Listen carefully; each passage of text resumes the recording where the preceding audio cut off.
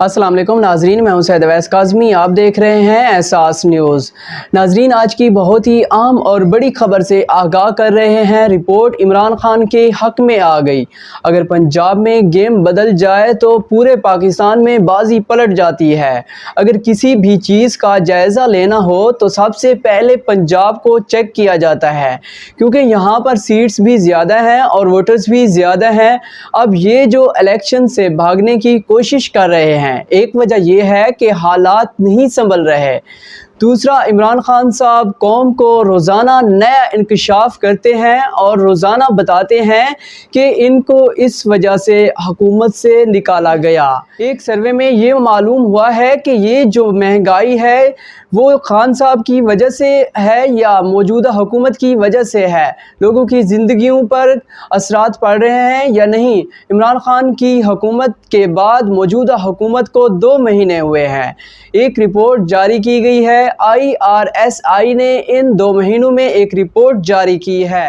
پنجاب کے 5 بڑے شہروں نے 52% لوگوں نے شہباز شریف حکومت کے خلاف ووٹ دیا ہے، یعنی کہ لوگوں کی میجورٹی شہباز حکومت تسلیم کرنے کو تیار نہیں۔ وہ سمجھتے ہیں کہ جو عمران خان کہہ رہا ہے وہ بالکل درست ہے۔ اس حوالے سے 35% لوگوں کی وہ میجورٹی ہے جنہوں نے کہا یہ حکومت درست ہے۔ اس سے مراد یہ ہے کہ لوگ الیکشن کی طرف نہیں جانا چاہتے، جس میں عوام خود بتا رہی ہے۔ اس کا مطلب ہے کہ بازی پلٹ چکی ہے، خان صاحب کے حق میں ہے۔ حکومت کیا کر سکتی ہے؟ حکومت نے یوٹیلیٹی سٹورز پر قیمتیں دوبارہ بڑھانا شروع کر دیا ہے۔ جو انٹرنیشنل لیول پر تیل کی قیمت کم ہوئی ہے، لیکن یہاں پر مفتیٰ اسماعیل صاحب کہہ رہے ہیں کہ اگر انٹرنیشنل مارکیٹ میں تیل کی قیمت کم ہوئی تو جتنا ہو سکتا ہے ہم کوشش کریں گے۔ آپ پاکستان میں ان کی قیمتیں بڑھا دیتے ہیں اس طرح وہ جیسے انٹرنیشنل مارکیٹ میں قیمت کم ہوئی ہے۔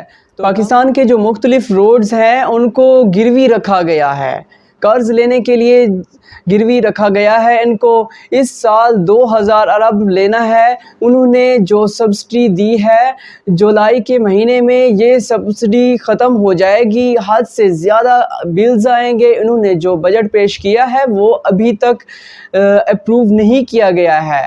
زرداری صاحب نے کہا تھا کہ MQM کے ساتھ جو معاہدے پورے کریں گے، کراچی کے ایڈمنسٹریٹر کا عہدہ تھا وہ نہیں مانا گیا۔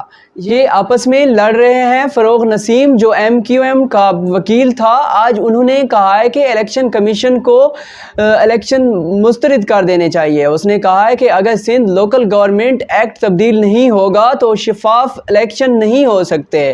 مجھے اجازت دیجیے، سید اویس کاظمی کو اللہ نگہبان۔